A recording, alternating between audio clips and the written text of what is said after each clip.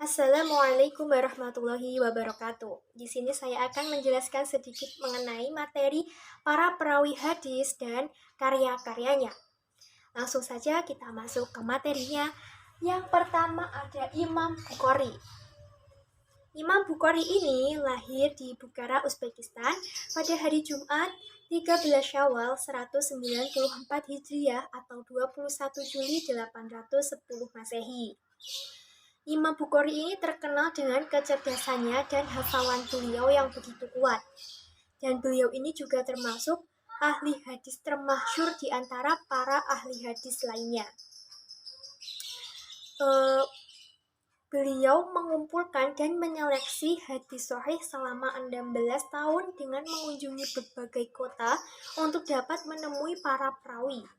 Kota-kota yang beliau kunjungi ini diantaranya ada Basrah, Mesir, Hijaz, dan lain-lain. Beliau telah menyusun beberapa kitab, diantaranya ada kitab Al-Jami' As-Shahih, Al-Qira'ah Khalf Al-Iman, kemudian ada Birrul Walidain, dan masih banyak lagi kitab-kitab beliau ini. Imam Bukhari wafat di Kartang, Samarkand pada malam Sabtu sesudah sholat Isya di malam Idul Fitri tahun 256 Hijriah di usianya yang ke-62 tahun kurang 13 hari. Selanjutnya yang kedua ada Imam Muslim. Imam Muslim ini lahir di Naisabur, Iran tahun 202 Hijriah atau 817 Masehi. Di usianya yang kurang lebih 15 tahun beliau sudah belajar mengenai ilmu hadis. Beliau juga dianugerahi kelebihan berupa ketajaman dalam berpikir dan juga ingatannya yang begitu kuat. Imam Muslim ini menjadi orang kedua terbaik dalam masalah hadis sesudah Imam Bukhari. Kitab Sahih Muslim ini memuat sekitar 7.275 hadis. Imam Muslim wafat di Nasarabad, kota Nisapur, tahun 261 Hijriah atau 875 Masehi. Kemudian yang ketiga ada Imam Abu Dawud. Imam Abu Dawud ini lahir tahun 202 Hijriah atau 817 Masehi.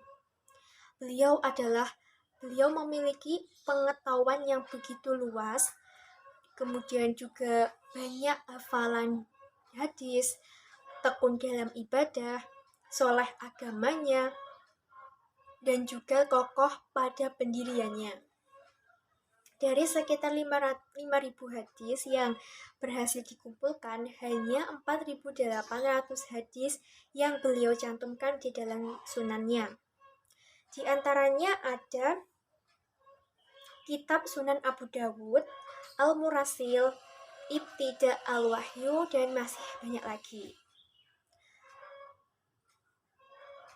Di hadis hasil seleksi oleh beliau ini kemudian dikumpulkan ke dalam 35 kitab dan sekian ratus bab. Selanjutnya, yang keempat ada Imam At-Tirmizi. Imam At-Tirmizi ini lahir di kota Tirmiz. Beliau adalah seorang pengarang berbagai kitab yang masyhur. Beliau banyak menulis kitab, di antaranya ada Jami' At-Tirmizi, At-Thariq, dan juga ada Al-I'lal, dan masih banyak lagi karya-karya beliau. Pada akhir kehidupannya, beliau mendapatkan musibah kebutaan hingga beberapa tahun dan akhirnya meninggal di malam Senin 13 Rajab tahun 279 Hijriah atau 8 Oktober 892 Masehi di usianya yang ke-70 tahun. Kemudian yang kelima ada Imam An-Nasa'i. Imam An-Nasa'i ini lahir tahun 215 Hijriah atau 803 Masehi di kota Nasa, Khurasan, Turkmenistan. Karya-karya beliau yang sampai kepada umat Islam ini diantaranya ada As-Sunnah Al-Kubro, As-Sunnah Az-Zubro, kemudian ada Al-Manasil, dan masih banyak lagi karya-karya beliau.